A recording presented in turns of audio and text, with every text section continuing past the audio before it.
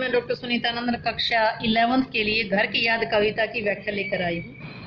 और माँ बिन पढ़ी मेरी दुख में वह गढ़ी मेरी, माँ की जिसकी गोद में सिर रख लिया तो दुख नहीं, फिर माँ की जिसकी स्नेह धारा यहाँ तक भी पसारा, उसे लिखना नहीं आता जो कि उसका पत्रा। और माँ बिन पढ़ी मेरी दुख में वह गढ़ी मेरी, माँ की जिसकी गोद में सिर रख लिया तो दुख नहीं, फिर माँ की जिसकी स्नेह धारा का यहाँ तक भी पसारा, उसे लिखना नहीं आता जो कि उसका पत्रा। कवि अत्यधिक दुखी हैं। दुखी क्यों है? उसे घर की याद आ रही है।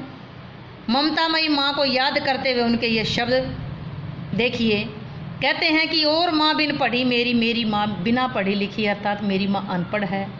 दुख में है गढ़ी मेरी, उसने उनका जीवन दुखों से गढ़ा हुआ है, दुखों से भरा हुआ है। भले ही वो अनपढ़ हो, लेकिन माँ की जिसकी गोद में सिर, माँ की वो ममता, माँ की तो ममता वो ममता होती जिसकी गोद में सिर रख लिया तो दुख दूर तक भी नहीं रहते। माँ की जिसकी गोद में सिर रख लिया तो दुख नहीं, फिर माँ तो वो माँ होती है जिसकी गोद में सिर रख लिया तो फिर दुख दूर तक दुख नहीं होती।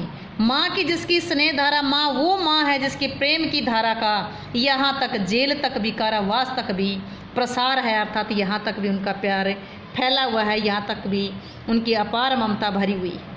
उसे लिखना नहीं आता, मेरी माँ अनपढ़ है, पढ़ी लिखी नहीं है, उसे पढ़ना लिखना नहीं आता जो कि उसका पत्र पाता, जो मुझे यहाँ कारावास में पत्र लिखकर भेजती। अगर वो पढ़ी लिखी होती तो अवश्य ही जेल में पत्र लिखती। माँ के न मिल सकने पर उसका पत्र प्राप्त करके ही मैं मन को सांत्वना दे लेता कि माँ नहीं मिल पाई तो कोई बात नहीं।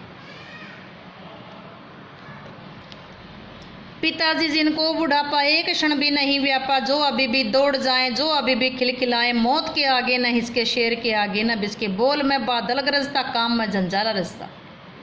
पिताजी जिनको बुढ़ापा, मेरे पिताजी जिनको बुढ़ापा एक पल भी ये नहीं लगता। कवि लिखते हैं कि मेरे पिताजी जो बहुत बहादुर हैं, भोले व्यक्ति हैं, पिताजी आयु से तो बूढ़े हैं लेकिन एक पल भी उन्हें बुढ़ापा अनुभव नहीं होता।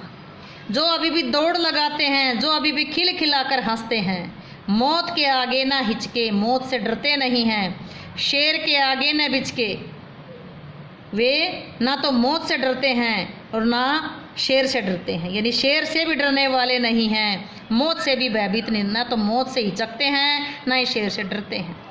उनकी बोल में बादल जैसी गरजना है और काम में तूफान जैसी लरजना है, तूफान जैसी गति है। पिताजी बोलते हैं तो बादल जैसी गरजना महसूस होती है, वो काम करते हैं उनके काम में तूफान जैसी तेजी विद्यमान रहती है।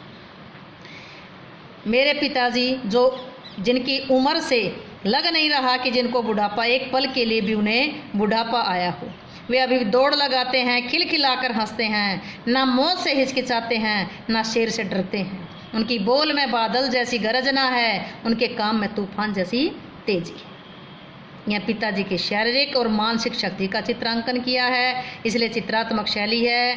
बादल गरजना, जंजा लरजता, यहाँ पर रूपक अलंकार का प्रयोग किया गया है। भाषा सरल सरस प्रवाहमयी है, शब्द योजना प्रसंगानुकूल और सार्थक है। कवि के मन की दशा का वर्णन किया गया है, इसलिए यहाँ पर दृश्य बिंब है, अभेदा शब्द शक्ति है, रूपक अलंकार आया है, चित्रात्मक शैली आई है। उम्मीद है कि ये व्याख्या आपको समझ आई होगी। व्याख्या समझ आई हो तो वीडियो को लाइक करें, शेयर करें, चैनल को सब्सक्राइब करना ना भूलें।